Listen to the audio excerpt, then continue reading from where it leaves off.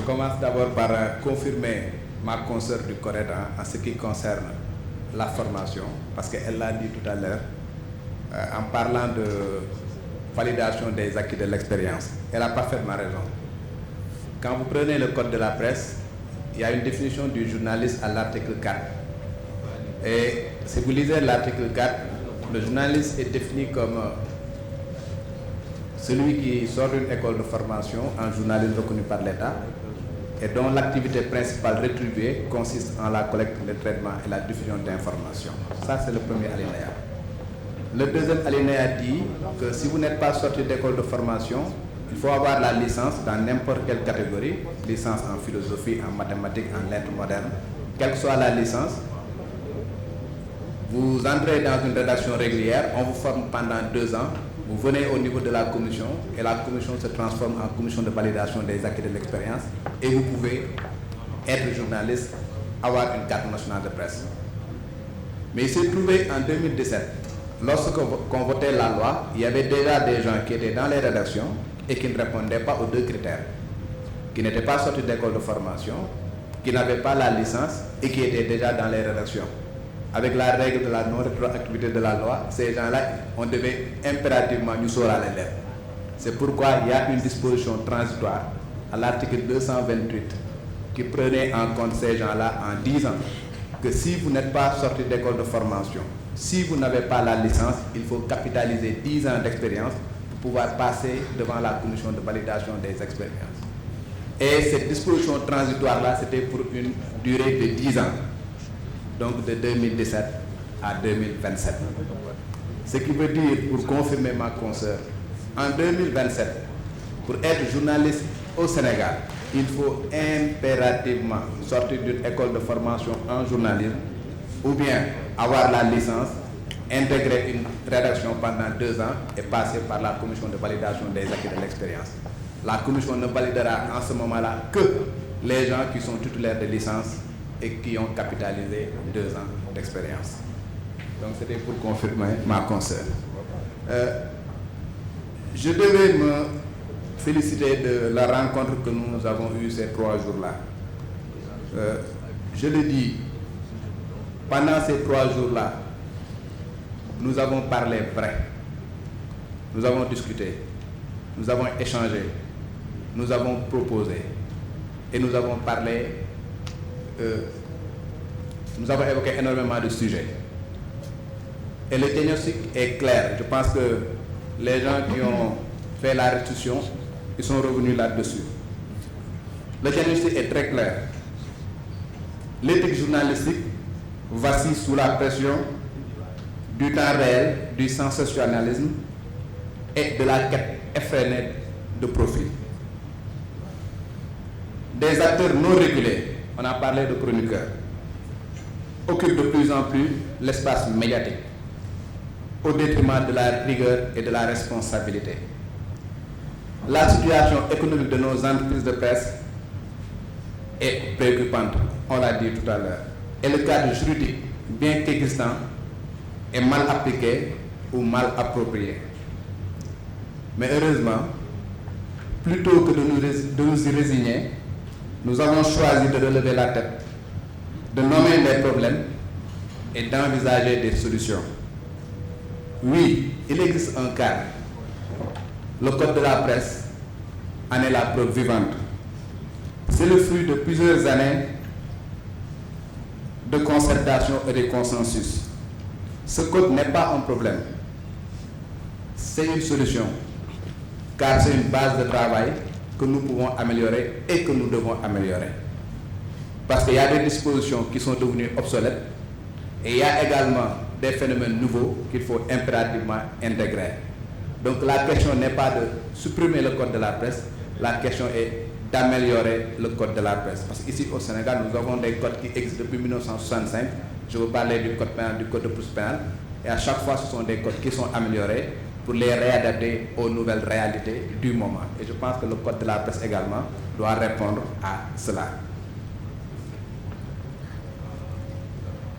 Nous avons évoqué énormément de sujets, mais pour solutionner ces sujets-là également, il va falloir qu'on puisse se dire des vérités et qu'on puisse savoir également que les responsabilités sont partagées. Les responsabilités sont partagées. Les patrons de presse ont leur part de responsabilité. Nous, acteurs de la presse, nous avons une part de responsabilité. Et je pense également que l'État a sa part de responsabilité. Les patrons de presse, ils ont l'obligation d'avoir un modèle économique viable. Ils ont l'obligation de recruter du personnel de qualité. Ils ont l'obligation de former leurs agents. Ils ont l'obligation également de payer des salaires décents. Ça, c'est leur responsabilité. Nous, professionnels des médias, nous avons l'obligation de connaître notre métier. Nous avons l'obligation de savoir ce que c'est que la collecte, le traitement et la diffusion d'informations. Nous avons l'obligation également de connaître l'environnement médiatique, de connaître les règles qui régissent le fonctionnement de notre métier.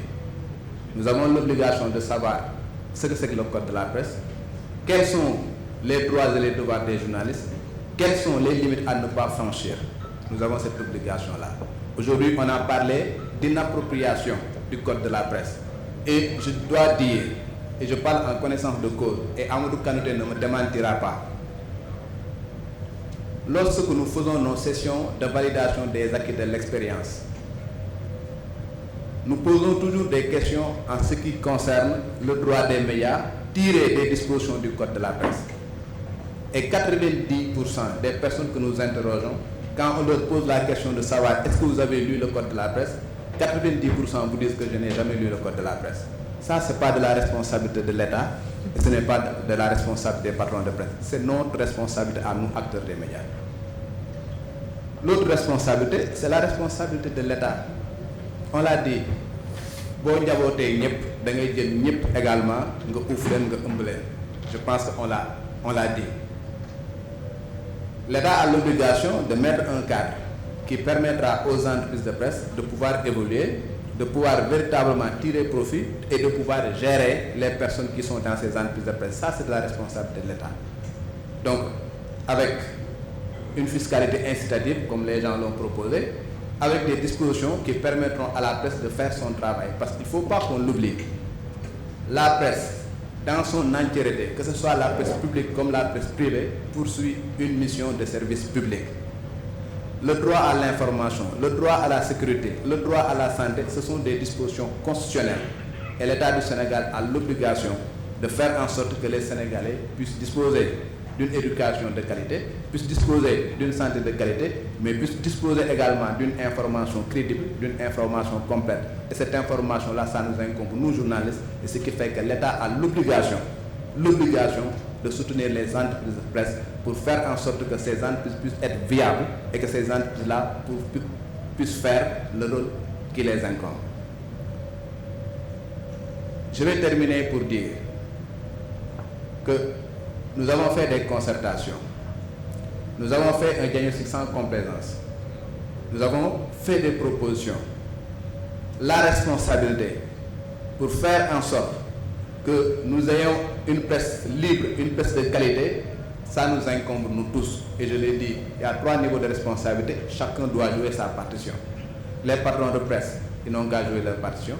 Nous, journalistes, nous n'avons qu'à jouer notre partition parce que quand on parle d'intégrer de l'information, nous devons veiller à ce que l'information que nous délivrons au public soit une information complète, une information dépouillée d'un certain nombre de choses. Nous ne devons pas faire d'imputation de nature d'imputation de nature à porter atteinte à l'honneur et à la considération d'une personne. Nous devons veiller à ne pas divulguer de fausses informations. Nous devons veiller à respecter la vie privée des gens. Nous devons veiller également à faire le travail qui nous est demandé de manière propre, de manière responsable, pour faire en sorte que vraiment les Sénégalais puissent disposer d'informations de qualité. Ça, c'est notre responsabilité à nous. Maintenant, je vais terminer par une proposition. Nous avons lu le code de la presse. Et je rappelle que, je pense que le magistrat Bambagna l'a dit à l'ouverture des travaux, en rappelant un tout petit peu le contexte dans lequel le code de la presse a été voté, après un long processus d'ailleurs. Parce que le code de la presse, les gens ont commencé à y réfléchir depuis 2008. Et c'est en 2010 que les acteurs ont proposé une mouture au gouvernement de l'époque. Et cette mouture-là est restée dans les tiroirs pendant 10 ans. Ce n'est qu'en 2017 que le code de la presse a été finalement voté. À l'époque, ce que les professionnels des médias demandaient, c'était la dépénalisation des délits de presse. Certains parlaient de dépénalisation, d'autres parlaient de déprisonnalisation. Mais au finish, on s'est retrouvé avec les délits de presse, diffamation, diffusion de fausses nouvelles qui sont maintenus dans le code pénal. Mais également dans le code de la presse, on a inséré une disposition, un titre 3, avec des dispositions administratives, des sanctions administratives et des sanctions pénales. Au moment où je vous parle, si nous demandons l'application stricte du code de la presse, nous allons nous retrouver demain avec des journalistes qui seront arrêtés, non pas pour des délits de presse avec la diffamation et les diffusions de fausses nouvelles, mais avec d'autres dispositions qui sont contenues dans le code de la presse. Heureusement, ce sont des dispositions qui n'ont jamais été appliquées jusqu'au moment où je vous parle. Mais si aujourd'hui, nous exigeons à ce que le code de la presse soit appliqué dans toute son entièreté sans expurger ces dispositions-là, demain, les autorités seront en droit de convoquer ces mêmes dispositions-là et de nous les appliquer. Pour être précis, si vous prenez le code de la presse, en ses articles 193 à 227, 35 articles, ce sont des dispositions pénales. Le simple fait pour une entreprise de presse de ne pas respecter la déclaration préalable ou bien le dépôt légal peut amener par exemple le patron de presse en prison pour une durée de 6 mois de prison. Donc moi la proposition c'est, la réflexion est entamée pour ce qui concerne la dépénalisation des délits de presse. Mais aujourd'hui, au moment où on doit réformer notre code de la presse, il faut quand même que ces dispositions-là, qu'on puisse les enlever, au moins les peines privatives de liberté, qu'on les enlève et qu'on les remplace par des peines pécuniaires, parce que ne pas respecter le dépôt légal ne doit pas quand même envoyer un directeur de prison, un directeur de rédaction en prison. Ça c'est... Ça, en tout cas, c'est ma proposition, parce que encore une fois, comme je l'ai dit, si nous demandons à ce qu'on dépénalise les délits de presse, je vois mal qu'on ne respecte pas, qu'on ne donne pas aux journalistes ce qu'ils demandaient en amont et qu'on mette d'autres dispositions plus contraignantes, de telle sorte qu'on se retrouve avec, disons, 35, 36, 37, voire 38 articles uniquement qui peuvent envoyer un journaliste en prison. Donc, ça c'est une proposition que je voulais faire. Je termine en appelant quand même à tout le monde. J'ose espérer que ces 3 jours de concertation vont servir à quelque chose. J'ose espérer également que c'est le début d'une collaboration franche et sincère entre les autorités et nous, acteurs de la presse. Parce que nous avons le même rôle. Nous poursuivons une mission de service public. Eux, ils sont ici pour la population sénégalaise, pour faire en sorte que les populations sénégalaises puissent véritablement, pour gérer les préoccupations des populations sénégalaises. Donc j'ose espérer que les concertations vont se poursuivre, que les recommandations issues de ces travaux-là vont être actées au bénéfice de la population sénégalaise, au bénéfice de la presse sénégalaise. Je vous remercie.